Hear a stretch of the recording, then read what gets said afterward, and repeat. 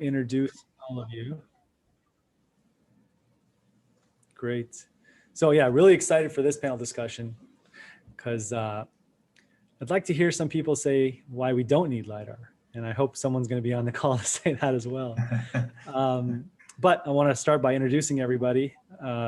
Good to see you again, Dan. I think I saw you last week. So now that you do work with me.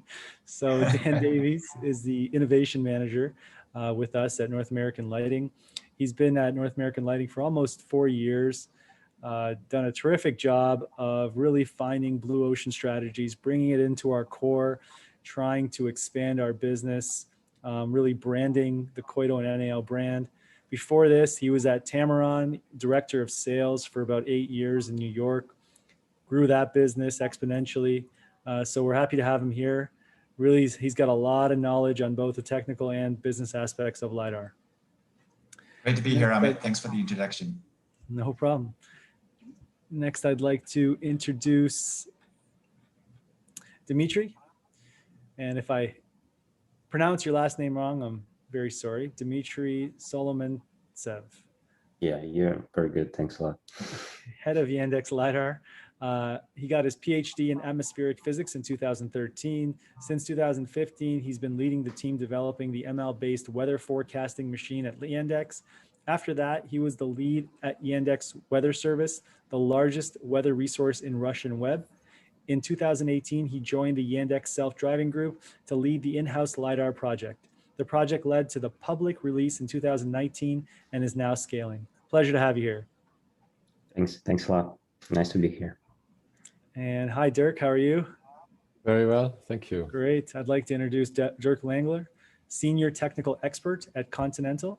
Dirk Langler is the Senior Technical Expert at Continental Corporation, Advanced Driving Assistance Systems, working on the development of flash LiDAR camera systems.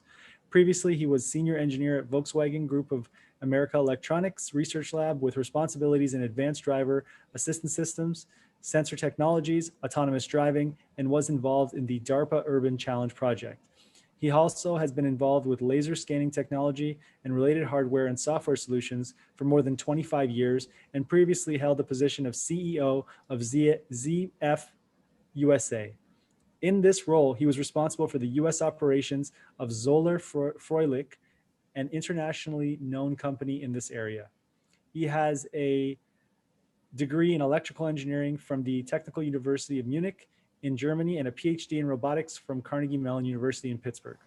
Before joining ZNF in 1998, he held research positions at the Robotics Institute at Carnegie Mellon University and was involved in a variety of projects ranging from autonomous vehicle navigation to design and development of radar and laser imaging systems. Quite an impressive resume there, Dirk.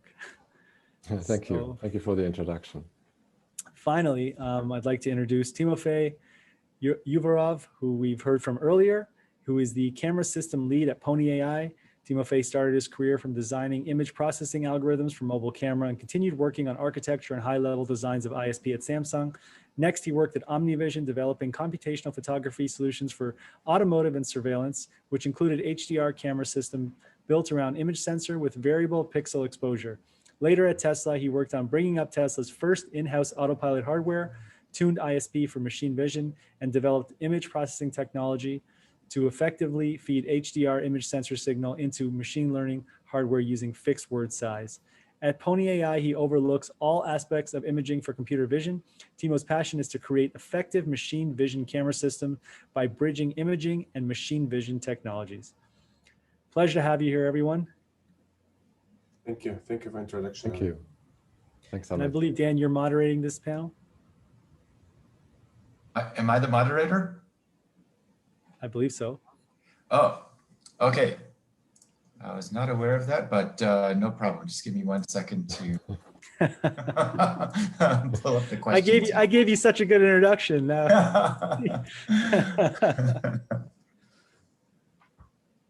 So, well, I mean, I can remember what the first question is, so I'll just go ahead and kick it off with that. So I'm going to ask where LiDAR is right now, and is it a very important part of autonomous vehicles? Is it something we absolutely need? Or with a lot of the other sensor developments that are happening, do we see a way to do autonomous vehicles without LiDAR. So why don't I start with that question? I think I'd like to start with Dirk, since you have such a long history of LiDAR development. I'd love, and you see things from a technical point of view. I'd love to hear from you first. Yeah, sure. So yeah, that brings really up the question in terms of autonomous driving overall. How do we accomplish fully autonomous driving? And yeah, as Amit said, I've been involved in autonomous driving for probably now more than 30 years. And still, I think today the perception problem is really one of the hardest problems for autonomous driving. How do we perceive our environment, and how can the car make the decisions that it needs to do in order to navigate safely and avoid accidents? And I think there is, I mean, humans are incredibly good at perceiving the environment, but they're not without fault. They still make a lot of mistakes, and at least in the United States, we have around, I believe it's 35 or 40,000 fatalities per year, and numerous other accidents just because people didn't pay attention, or they just didn't see the other car coming. And so from my experience, I would say we do need a multitude of sensors in order to perceive the environment correctly. There is no one single solution or one single sensor that can do it all. And each sensor has its advantages and disadvantages. And LiDAR has turned out to be an important component of that perception because of its ability to generate high resolution images. It doesn't depend on the ambient illumination.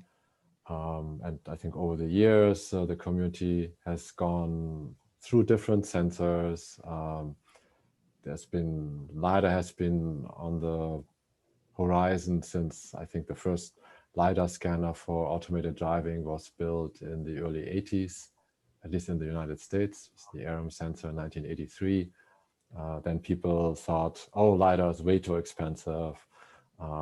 It's not usable. We do stereo. And then there were many years in the mid-90s where everything focused on stereo. And then we found that, well, that's actually not the ultimate solution either. And then the community went back to LiDAR, high resolution radar, things like that, and now HD cameras. But again, each sensor has its pros and cons. And if you really want to have a full perception of the environment, I still think that you need a multitude of sensing solutions in order to accomplish that. Yeah, great point. It seems like every time there's a new developmental jump in one of the sensors, it gets renewed interest. And so there hasn't been a long-standing focus on any one sensor, but we've kind of been switching around to cameras, radars, and many times LiDAR, as you point out. Right. Dimitri, I'd love to hear your point of view about the importance of LiDAR. Is this something we're going to need for a very long time, do you think?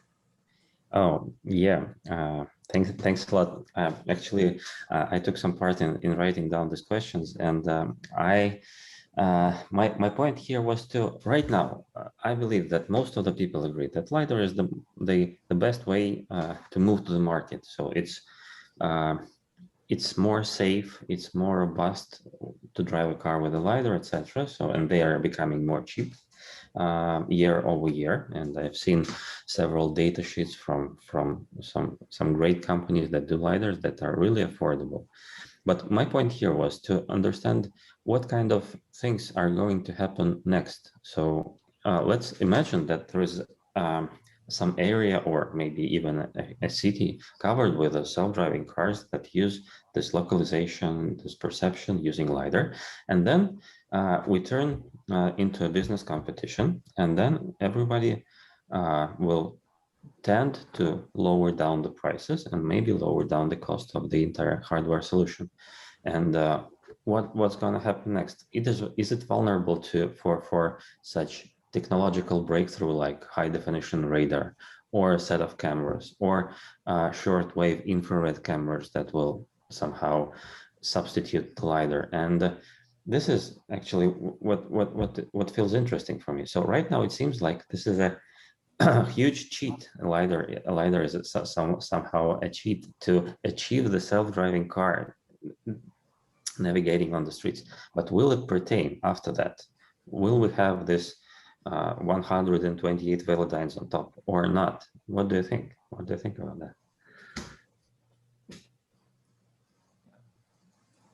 Very, very interesting. Yeah. Is this a question for the rest of the panel? Yeah. Yeah. Maybe Timofey, I'd love to hear your perspective on how robust, I guess, cameras are to the development of LiDAR, and if they're really competing technologies, or are they two technologies that can really complement each other and develop together going forward? I think I personally agree with the first speaker, Dirk, and I think it's pretty much impossible to make a reliable and safe system without a LiDAR. As a camera developer, and also I have experience in a vision-only system at Tesla. I'm a LiDAR. I vote for LiDAR because the whole approach we take with cameras cannot be fully validated, and we need redundancy. In case of like L2 plus systems, I think pretty much the keyword is responsibility. So if we keep the driver responsible for the accidents, then camera system will pretty much work well. But I would never let any system which I saw to be responsible if it was camera only system, because cameras, they have weaknesses, and they're not fully robust. They get dirty, they get covered, and like machine learning itself, you can train, like you hear the machine learning experts, they basically say we need more data, we will train on all possible scenarios, and then we will provide more data, but there will always be data which is not haven't been there. So I want some other sensor to be able to do the redundant check on the scene, and pretty much it will never be like the camera will never get to the point where it's as good as human vision. So it's always, it will increase using exponential even lower, and increase the dynamic range every year, increase the sensitivity, increase the resolution, sharpness, but the complexity of the environment and the brightness and the dynamic range, they're infinite. So there will always be a way to like make this camera not get something, or get something differently as it was fed to the training pipeline. So it's, for me, it's no-brainer. I'm going to interject for a second, and it was my fault because I thought, given Timofey's excellent technical capabilities, I thought he was on the panel, not moderating the panel. But I was just told by Auto.AI he was actually designated. So I don't know if you just created those questions, Dan, but that was great. So Timofey, if you would like to take over and continue moderating, or would you like to be on the panel? It's entirely your choice. Let's just keep it freestyle. I actually, I pretty much want to hear.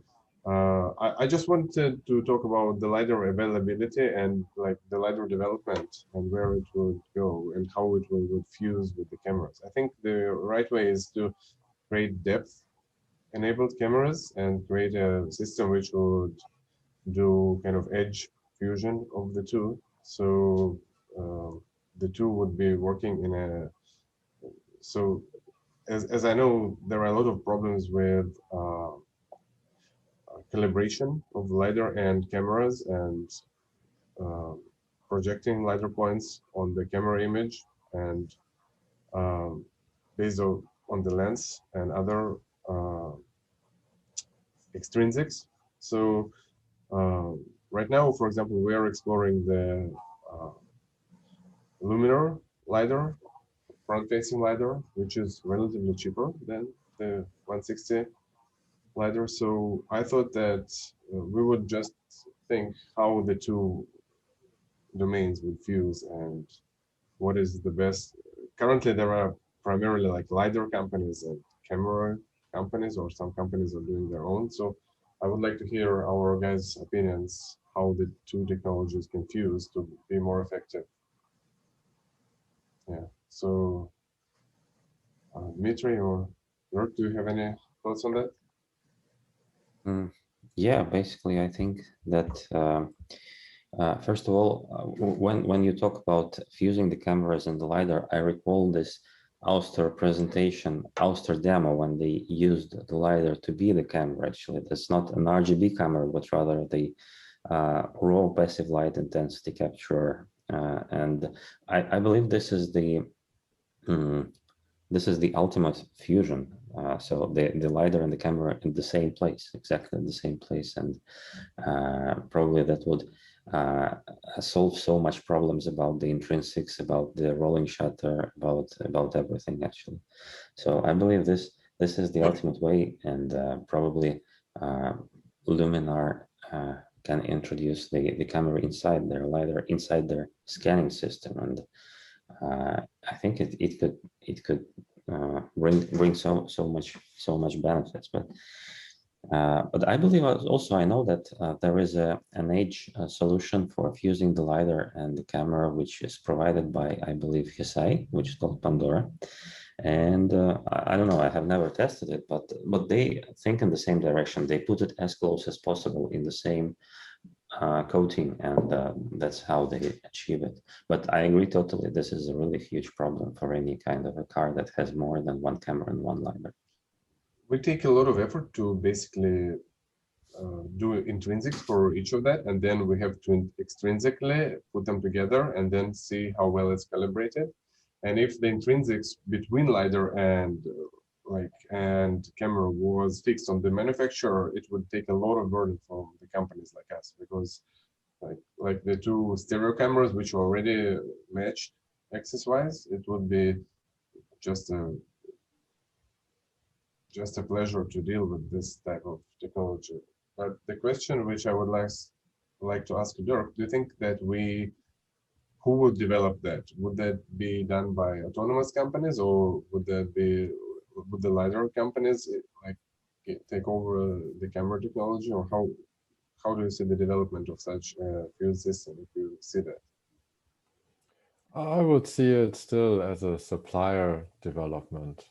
I mean, I still see autonomous vehicles similar to the way the current automotive industry works, is that you have somebody who actually builds the car, but it requires so many different components that it actually doesn't make sense for one company to design and build all those components. But you rely on a vast supply chain, and yeah, it could be that it's a LiDAR supplier that integrates the two, or it could be separate. I mean, integration of LiDAR and camera has been around for a long time, and it's been used for virtual reality applications, architectural applications. To me, the question is whether it's actually necessary to integrate LiDAR and camera images, or whether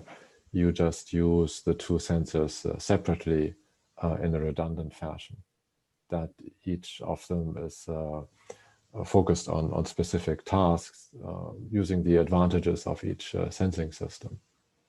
I mean, there are certainly some advantages that you get when you can overlay a color image with a LiDAR point cloud. But to me, the question still is how important is that really, or do we really, or are we better in relying on a redundancy between different sensor technologies? I'm trying to get your question. You're trying to figure out whether it's better to use redundancy and have each one independent rather than fusing them. What is the actual hesitation point? No, I mean, yes, so use it separately, but of course each sensor has to be calibrated so that you know you're looking at the same scene, at the same objects, right? Yes, so that's what I was thinking about. Both of them have to be calibrated. Somebody has to manufacture them. And for us, for example, being an autonomous company, we design new system, let's say, and then we will start from thinking like the FOVs of each camera. We will see this camera will look this way, this camera will look this way, and then we will try to make it this way, so that like we look on the side with this angle and the other angle. So if a LiDAR company like Hesai or someone else decides to make a single fused system, like they will have to work with customers like us or Yandex, for example, and they will have to make a kind of like front-facing LiDAR and camera. This will pretty much will be very successful product. But for the side and periphery, I'm not really sure who will decide that, because every company has its own kind of coverage in the system. So I think the first step is quite clear. I think some company will produce this type of device, and if it has the right customer, it will be the way how it should go, and then it will reduce the cost. What about the cost? Do you think the LiDAR, are there a lot of ways to make it like lower than $1,000? Yes, I think eventually. I mean, we've seen that in technology where we always thought, oh, the cost will never come down. But in the end, in my opinion, there's not one technology that's less expensive or more expensive than the other. It's basically a matter of volume and designing it to be manufacturable in large quantities at a very low cost. And we've seen that with many technologies. If you remember, like video recorders in the 1970s, it used to cost $15,000, $20,000. Now you buy them. Actually, they're obsolete now. They don't even exist anymore, right? And or GPS. The first time the first GPS receivers came out, I remember we were using them in the early 90s. They were hugely expensive, thousands of dollars. Now you have it in your iPhone as a subcomponent, which is a few dollars, right? It's a few dollars. And similarly to radar or the first LiDARs, they were all in the ballpark of $250,000 to $1 million.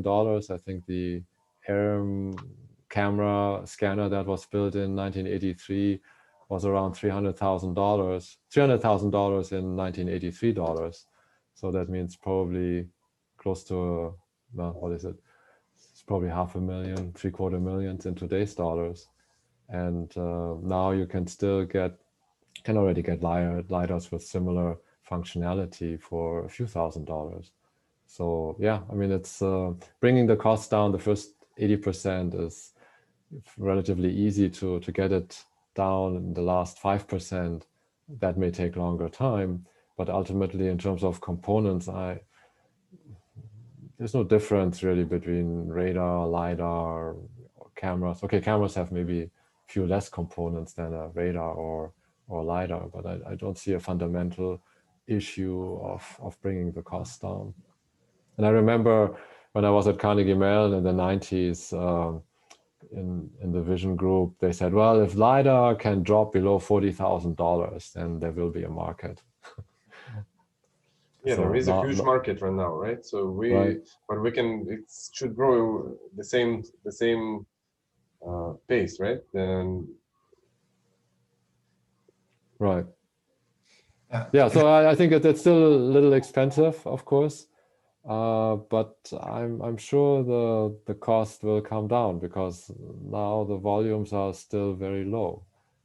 We don't have millions of units that are being manufactured. And if I think it would be awesome if LiDAR components would be, if LiDAR became a constructor like the camera is. For example, for the making a camera, I don't need to be like an optical or physical engineer. I can buy components and I can have a constructor basically like this. So there is like a chip, there is a sensor, there is lens, and I can interchange them within days to make different systems. So I can change the lens, just screw it out, take the sensor, put it different sensor, put ISP, put different serializer. So I can make like 5 prototypes in one day here.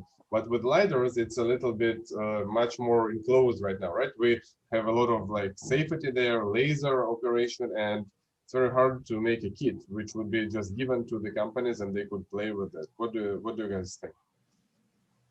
Okay, let me briefly can answer that question. So yes, so if you have an active sensor where you illuminate the scene, then specifically for radar and LiDAR, you do have safety issues because you use a particular type of radiation that potentially could be dangerous to a human being. Certainly the eyes. Do you think some constructor kit will be available even if like this emitter would be given as a like with precautions? Do you think it would be possible for the autonomous companies to just get the kit and construct LiDAR on their spec? I think that will be hard because I see. I mean, it's certainly possible, but the issue is that there's a certain amount of optimization that also goes into the design. At least today, it still does. So if you start putting together different components, then the system won't be optimized. And then there's the safety issues, and then who's responsible if something happens. There is no kind of standard. There is no kind of standardization. For example, for the headlights, we have standards, right? And the camera itself, at night, at fully dark environment, it becomes an active sensor in pair with your headlights, right? So your headlights become the only emitter. So there is also like standardization and safety for the headlight, right? But if the LiDAR beam was like emitted from some standard emitter which any car could get and then receive, like put a sensor there to receive, it would be a very similar approach as how we work with cameras. Do you think that is possible? In the Timofey, long future, yeah. Maybe. Sorry, I have a question. Dmitry, And if in case you had this opportunity to make a LiDAR, whichever you prefer, to construct it, which is the main trade-off for you? So what would you change? I know the camera, you change the field of view, you change thus the intrinsic, the resolution. What is the main trade-off you would go for in terms of LiDAR? What do you want to construct? I think for me, as a camera developer, the most important is very precise fusion. So, camera has one intrinsic, the LiDAR has another intrinsic. So when we do correct it, the camera image will distort and lose its kind of consistency of the reproduction of the detail. And it's not good to learn from such images. So I would like them to be matched as closely as possible, like field of view. I would like to have them like similar timing so that there is no scan line. I would change the camera also to be like rotated because we'll scan line and cameras and the radar will row scan. So I would do that to sync as much as possible, to match the field of view as much as possible, to match their orientation as much as possible. And I would just go to sub-pixel alignment so that I receive this thing and this LiDAR will just have my camera perfect alignment. Because the more aligned they are, the more kind of freedom we have to detect objects, to like outline objects, to see and detect by LiDAR point cloud projection and do image specific detection. So if I had that, that would be the main point for me. So I would like to see as much higher resolution as possible on my image. So like preferably I would like to have a very precise depth for each pixel, basically like just a depth map, as aligned as possible, and so I could have a test scene with like multiple depths, and I would just ground truth it by using a tape, and I would know that this is all perfect. Then it would be the right LiDAR for my camera. And let's say my camera is standard; it's like 60-degree horizontal for the, let's say, and then where is the LiDAR that would match it? Because right now I have a model to project LiDAR points on the camera, and they are good, but sometimes the intrinsic wasn't very well done. and we try to understand, is that because of the timing, is that because of the lenses somehow defective? So we have to disassemble everything, take everything off, and like take the camera to calibration, do the like intrinsics, understand the dynamics of that, what happened, maybe the lens has misplaced, maybe the extrinsic was, it's a huge, we spend this is the biggest effort that we do. There are like, we have to very much be sure that they are fused, because if the LiDAR point is like, like several LiDAR points, LiDAR pixels, each LiDAR resolution is maybe like 50 pixels, and at a big scale, it's like several meters. So it's not good when we are driving several meters off the path. Like, yeah, Right. so this is my requirement basically, and I would love to see that kind of technology, which would be, a depth-enabled camera or LiDAR with a pixel color information. So I then pretty much the question which we're discussing today would be obsolete. So it would be, here is the autonomous LiDAR, and it's already giving you everything, and we would learn from those images as a like four component images. So it will be perfect. Do you develop LiDAR at Yandex, Dmitry? Yeah, I do. You mean you have your own product which you showcased already, or you did it? We already showcased it, I believe, back then in 2019. That was one of the first prototypes. But so right you now, are the head of this. You are the head of this development, are you? yes. Oh, cool. Okay, yeah. Please go ahead. So you showcase it, and what's after? Scaling. So we have made a bunch of iterations. So I believe that recently you have asked a good question: who will be making this? Who will be making the joint solution of the cameras and the LiDARs? And the obvious answer, of course, is that the autonomous components providers will do that. But I believe that the strong part of the LiDARs made within the self-driving companies, for example, like Waymo, is that they have this feedback loop from disengagements right to the sensors. So in case we don't see anything, we should know how to reconfigure. If we drive in dirt, we need to understand where we should put it. Yeah, so, and now we're scaling. We have made a lot of, well, hundreds of thousands of kilometers, I believe, using our own LiDAR. And in case you ever come to Moscow, you will notice our car with our LiDAR on the top. So it's actually, I agree with you, and I have to I think that it would be the autonomous driving companies who could develop it properly, because for the company like Velodyne, it's much harder to do because they don't have those feedback loops. You're exactly right, because they don't know where do they disengage, where do they cause actual problems in perception systems. They don't train cars and drive on that, which is like not testing your car in the road basically. So it would be very hard for them unless they become a autonomous driving company full stack. Yeah, I'd love to jump in with a comment about that. I think the tier one suppliers are going to play a major role in supplying LiDAR and other sensors to the OEMs. And from our point of view, we are trying to integrate LiDAR into the headlights and supply a sensor integrated headlight as a module that does both your illumination and your sensing into the vehicle.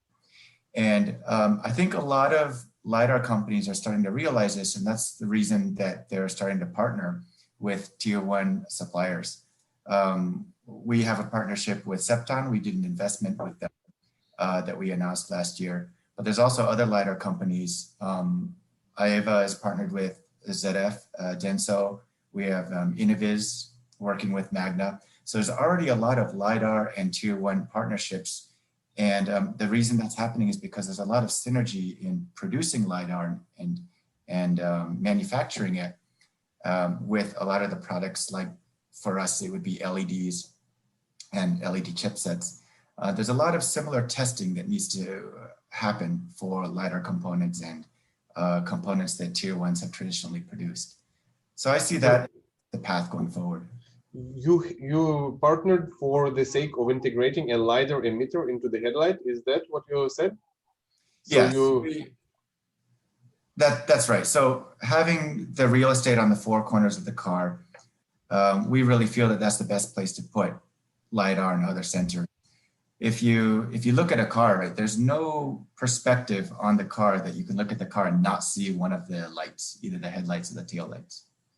And so that means you can really get a true 360-degree view around the vehicle from the headlights.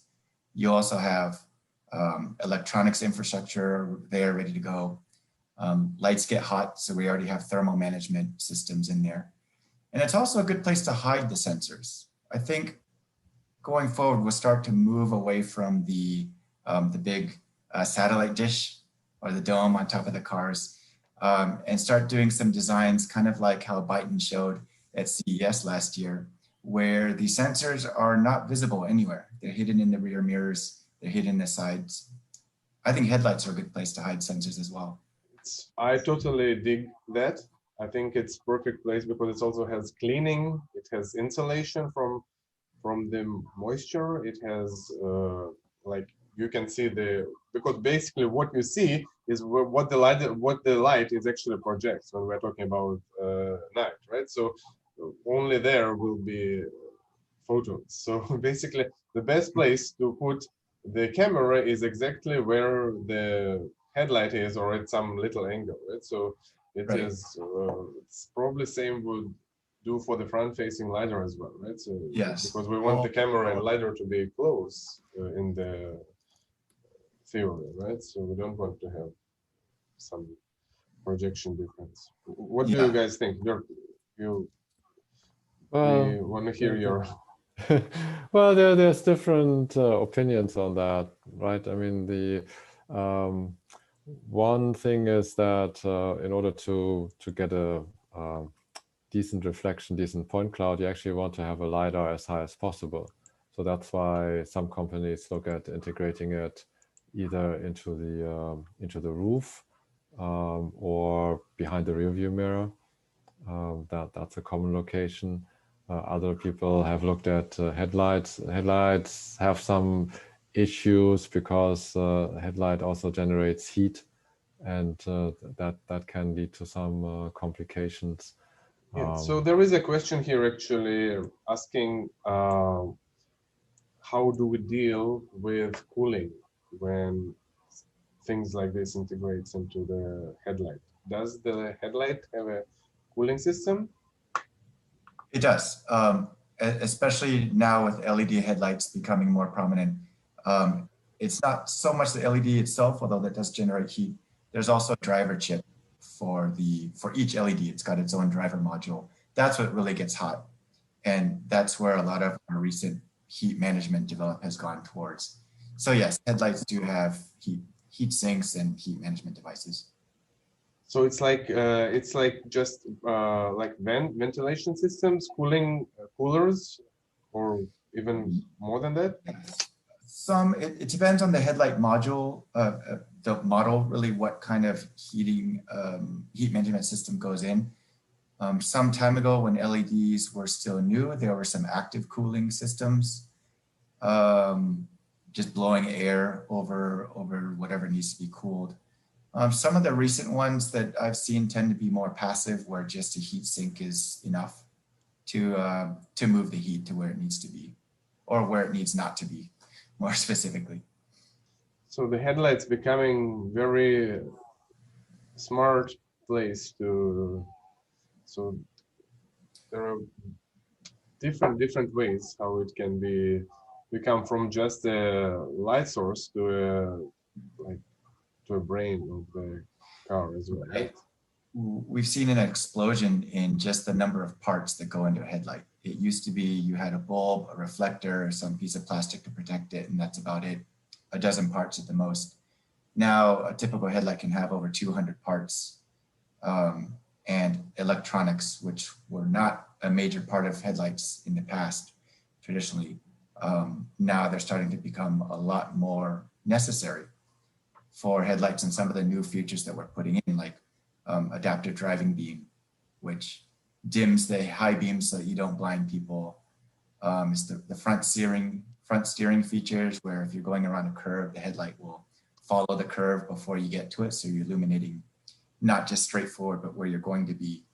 So all of this is processing that's done in the headlight. So exactly, they're getting more electronics and more compute power to work with. Fantastic. This is very cool. Yeah, very cool. This is the most interesting to me. And there is a question here about radar. What do you guys think? Where does the radar has to fit? Actually, it's slightly off topic because we are discussing LiDAR here, but with recent news that Tesla is going to get rid of the radar, do you think there is a space in this for the radar, or is it going to like extinct? Anyone? Dmitry? Like, do we have any? I believe that radar is a good sensor because you probably use the same thing at Poni.ai. Radar is so much useful in sticking the speed labels to the bounding boxes of the objects, but it of course can right now at the current state it cannot be looked at as the primary sensor or one of the primary sensors together with the cameras. I have talked to many major companies, major rising stars in the radar market, and they show really good demos like LiDAR style radar, but I've never got one of them for testing.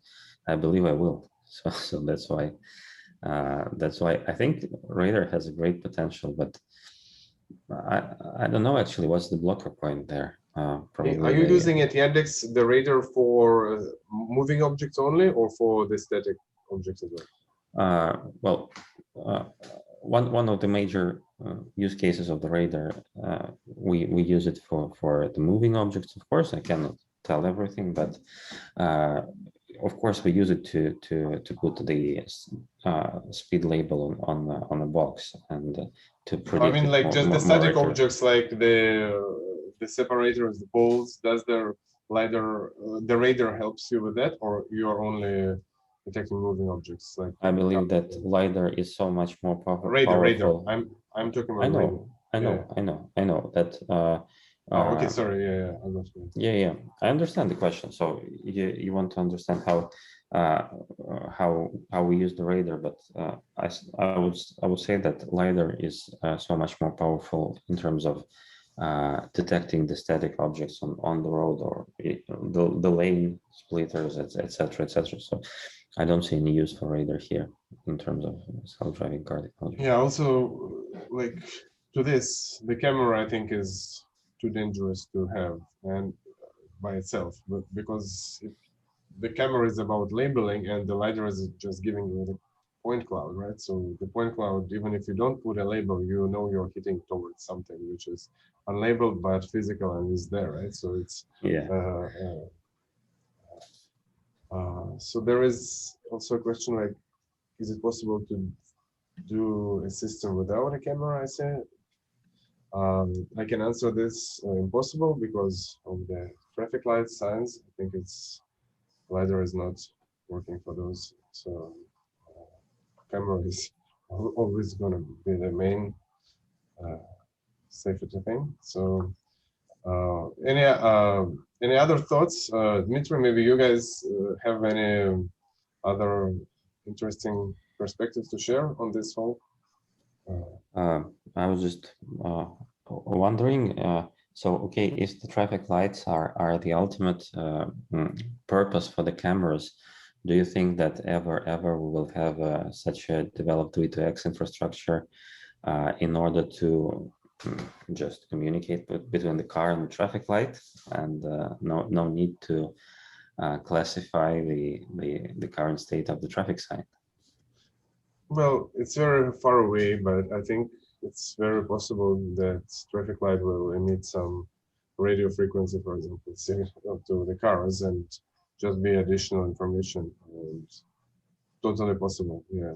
If every kind of sign can be communicated, but it's a very wide and big area for me to like think about. So the infrastructure is there, and we have to detect traffic lights, and this is what I was talking just before, how to detect traffic lights. So probably at some point, but you know, since like your dream, which you shared when all the car is having a LiDAR and driving around. It's not that close. I think we still have a long time to work with cameras and conventional traffic lights. And it would be nice to have standardization on that, because I think that from my experience, it's all over the place. So there are like some like prehistoric traffic lights in the country, and some of them are like super new, and it's the difference is drastic. So it's very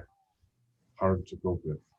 Dirk, any thoughts on LiDAR future Yeah, so on the discussion, I was going to say, I think if you're talking about autonomous driving, meaning the human really being out of the loop, I think we do need redundant sensor systems. We cannot have just one sensor and say that that sensor does everything and we rely on it for safety. I mean, if you look at development in other industries like space or aeronautics, flight systems, they always have a system redundancy. So if one engine fails, if one computer fails, if one sensor fails, there is a backup. And in fact, if a system tends to rely only on one sensor, then a lot of times you actually have a fatal crash, like what happened in the what was it? That angle sensor in the 737. Was it 737? Forget now. But anyway, it ended up relying only on one sensor, and that caused a crash. So I think autonomous driving, you cannot rely on one single sensor. And so I think radar is still an important, very important technology. It provides redundancy, and using ultra wide bandwidth radar, you can get high resolutions. You can get a different perspective on the environment, and radar can be also fairly inexpensive. I mean, already it's inexpensive.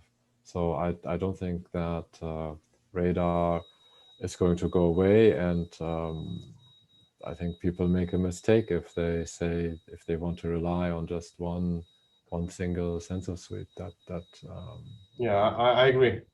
I agree with that. Radar also has the unique advantage of being able to see in poor weather. So heavy rain, snow, fog. I live in San Francisco, and sometimes it gets so foggy here that I would not feel comfortable in an autonomous vehicle that didn't have radar to see through that. Yeah, I mean, it's basically, it's physics, right? So you have LiDAR, which operates at the shorter wavelengths, but that means that it's basically an optical sensor. So you have all the downsides of optical sensors. And then you have radar. Well, certainly radar in the gigahertz range still has certain advantages, often all-weather capability. And yes, okay, maybe you won't be able to detect small objects on the road surface, but you will still detect the other car that's driving in front of you, or a pedestrian or a bicyclist. And yeah, with radar, with LiDAR, there are also certain technologies to improve the all-weather capability. But because of the physics and the wavelength that you have with radar, you're still going to have some advantages. Yeah, Dmitry is living in Moscow, where we have severe snow sometimes in the winter. And how are you dealing with that? Is that something that you are scared of?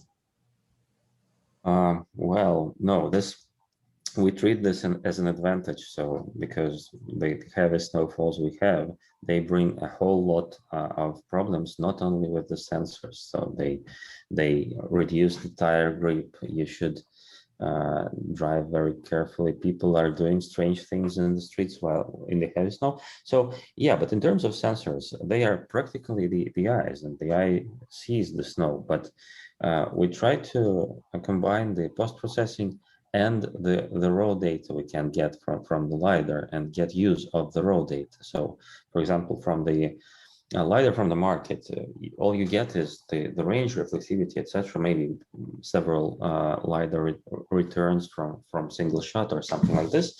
And when you have this LiDAR in-house, you can get more raw data and use it in order to classify this or that point.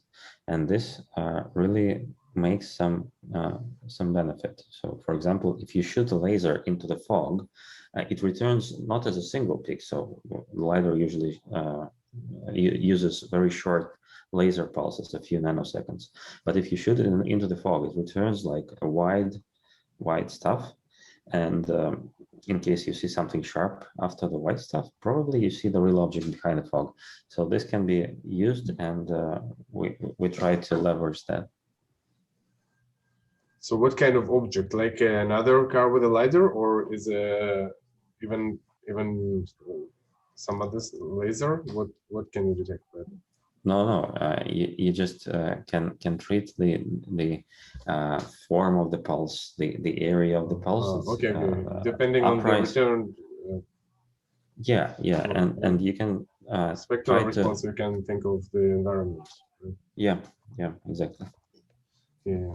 I think we're getting close to time. There's one question I'd really like to hear everyone's opinion on. Is the importance of FMCW LiDAR and whether that's the future of LiDAR that's going to take over.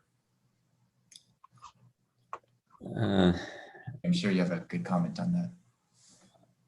I believe this is a good, this is a very promising technology, but it's a little bit more far than it's been told right now, because right now FMCW LiDAR are limited by the very slow scanners, because they need to look for a rather long time at exactly that point, and when the scanner turns, anything that scans turns, or the LiDAR itself, or some mirror or lens, it breaks the FMCW magic, and that's why the FMCW LiDAR, in my opinion, can bring not so dense point clouds, which are below the industry standards right now, and but there definitely will be the thing in the future, but maybe it's in the long run.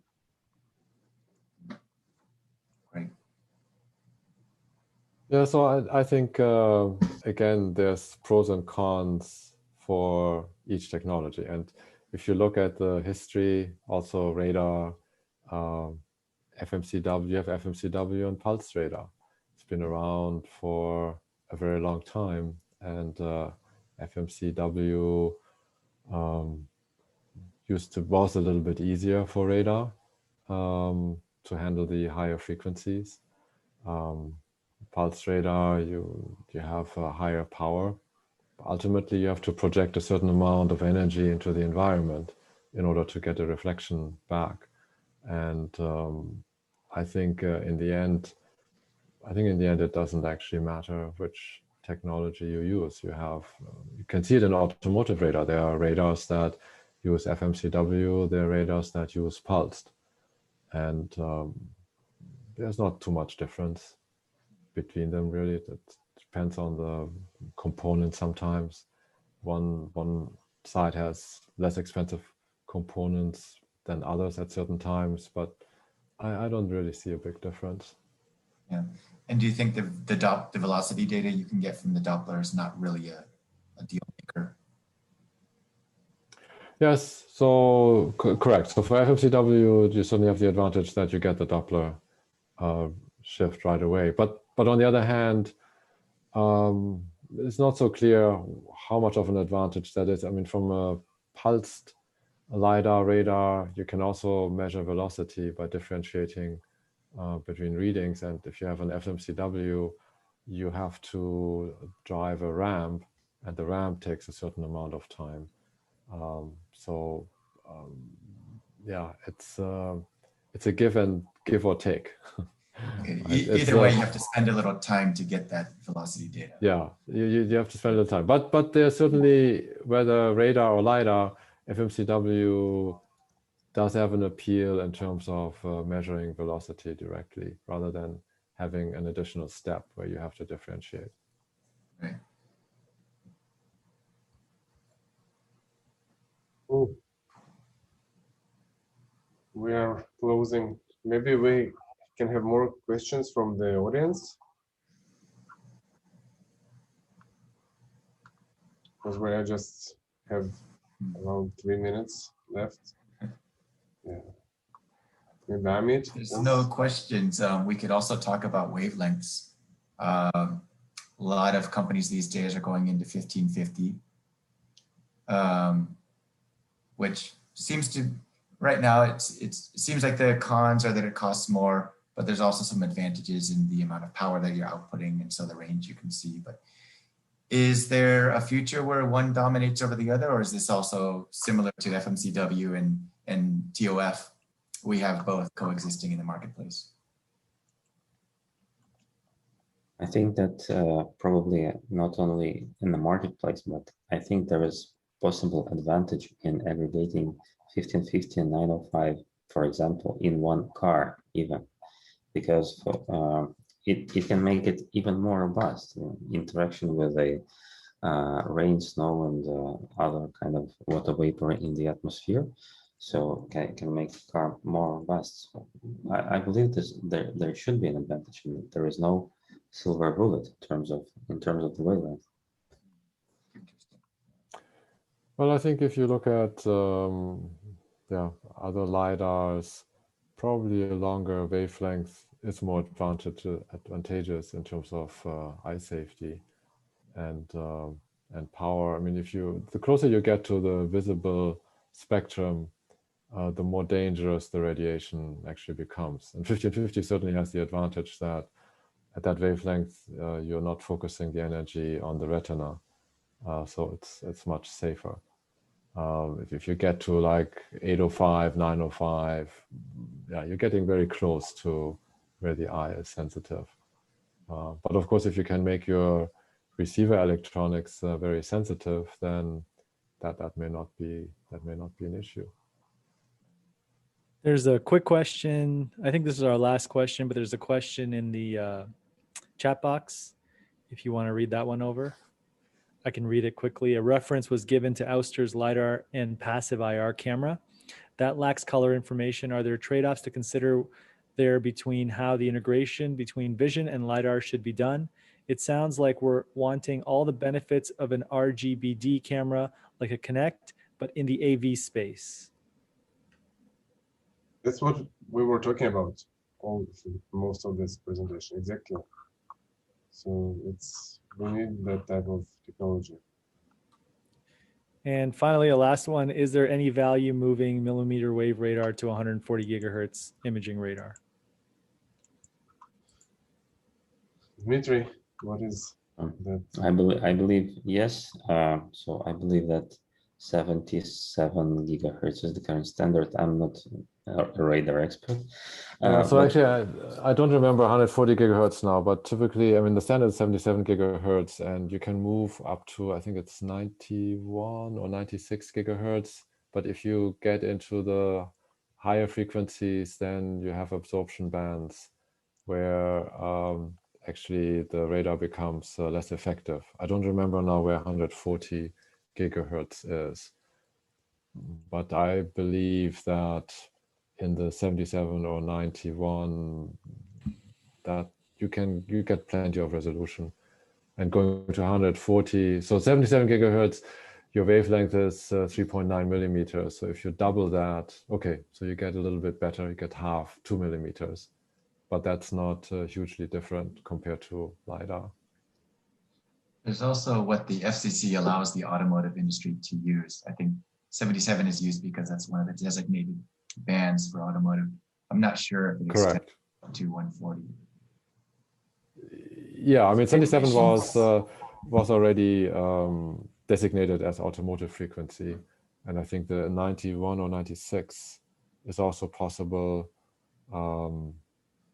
I mean, that's an FCC, that's a radio frequency regulation thing. If people decide that this is the frequency we want, then you just have to submit an application and request that you get that spectrum. Nice thing about regulations, they can always be changed. Yes. Yeah, unless the military occupies that band, then they may not be possible. I think we've come to an end. I think it was a great panel discussion. I was hoping to hear somebody say why we don't need LiDAR, but nobody's going to speak out about that today. So maybe We need to invite. We need to I know we invite need Elon for LiDAR, that. but I want to hear somebody play devil's advocate besides just Tesla all the time. Thank you very much to all the panelists. I think there was a great discussion. We got a lot of good questions. So thank you. Thank you, Amit. Right. Thank Thank you very you. much. Thank you, Bye. guys. Amit. Thanks, everyone. Thanks. Have a good day.